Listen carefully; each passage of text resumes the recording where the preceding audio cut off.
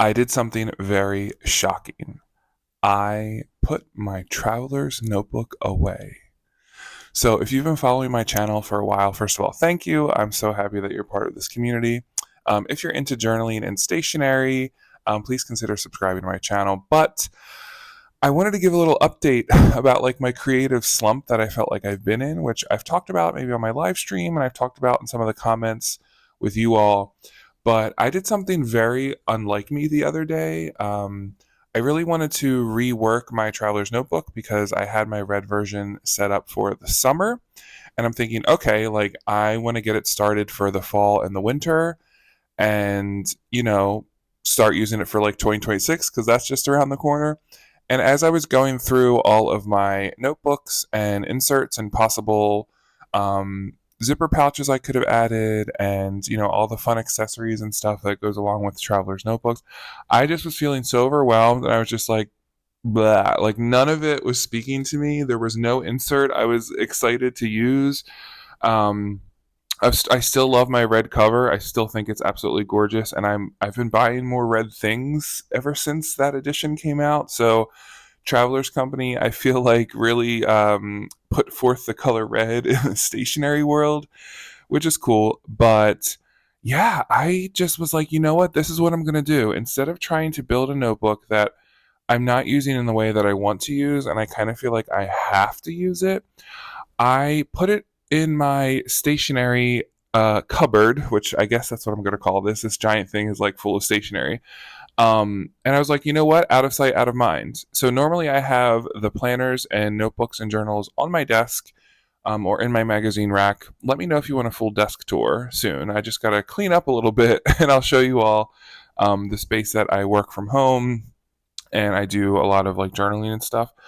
But yeah, so I was like, okay, out of sight, out of mind. I am going to put it away and see what happens with my creativity because I truly feel like every day my traveler's notebook was sitting here on the shelf and was looking at me, and I felt like I was a failure. And we talk about this a lot in the stationery community about like where your inspiration comes from, or maybe like feeling creative, or maybe you're not feeling creative. So that day you just write some words, or if you're junk journaling, you just cut out, the wrapper of something you ate that day, and like that's still being creative because you're engaging with the world around you and you're reflecting on it. But it just it was disappointing me, and I've decided over the past week or so that when I make some stationary decisions, I'm going to try to start doing things that I would have never done before, or try types of things I would never done before, or new approaches. And this was kind of the first step for me. So I put my traveler's notebook, the whole top shelf here is full of traveler's company items and plotter items, but I put it away and I closed the door.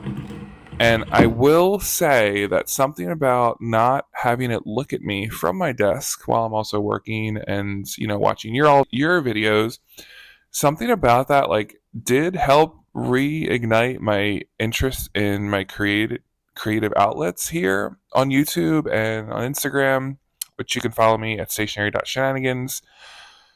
So yeah, I think doing something really small like that helped me recenter myself, and I just wanted to share that with you all because I've had this channel for over 4 years. Traveler's notebooks were the first thing that actually got me like into Japanese stationery, and I'm thinking about making like a whole history video on how I got into it, and maybe showing like my collection from beginning to now sort of thing, but I'm not sure how that'll look. But anyway, not right now because she's in the cupboard and we're not talking to her.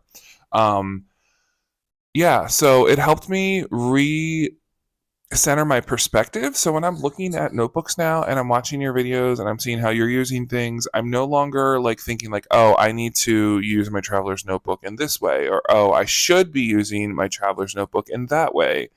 And there's something about that that's just like a weight off your shoulders.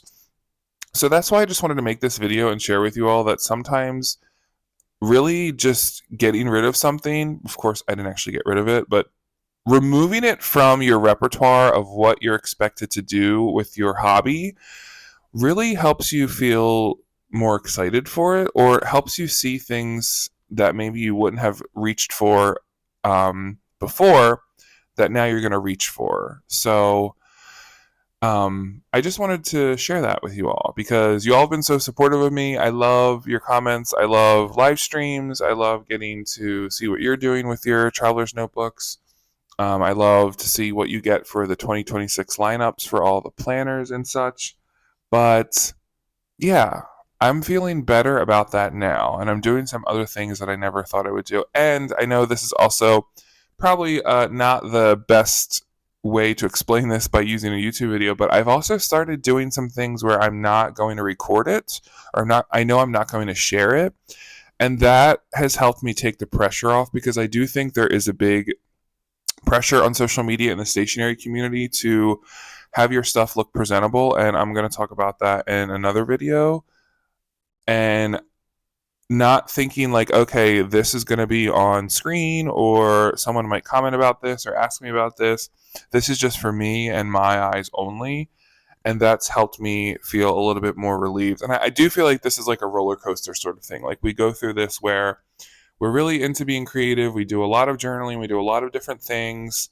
And then maybe you have a couple weeks where you're busy or you're just not feeling it. And then like you get right back into it. And it just peaks and valleys, ups and downs. And I feel like maybe instead of me feeling bad about those and feeling like I'm not succeeding in the ways that I want, I'm just viewing it as that's a part of the whole journey. So when I'm in my valleys and I don't feel like doing anything, I'm not going to do anything and I'm not going to force it. And I'm going to do other things in my life that maybe I want to spend a little bit more time on. For example, I'm reading for fun a little bit more than I should probably be doing when I have all these other things to do. But I made it a point, for example, yesterday on my 1 hour lunch break to read for 30 minutes the novel that I'm reading. And in theory, I should have been answering emails from my other job while I'm on the break from that job. And I was just like, no, like it's not that big of a deal. I really want to read this book. And just giving myself that 30 minutes during the day out of your schedule when you maybe are supposed to be doing something else, there's something liberating about that. So yeah, small changes. But anyway, I hope you're all doing well, and I will see you next time. Take care.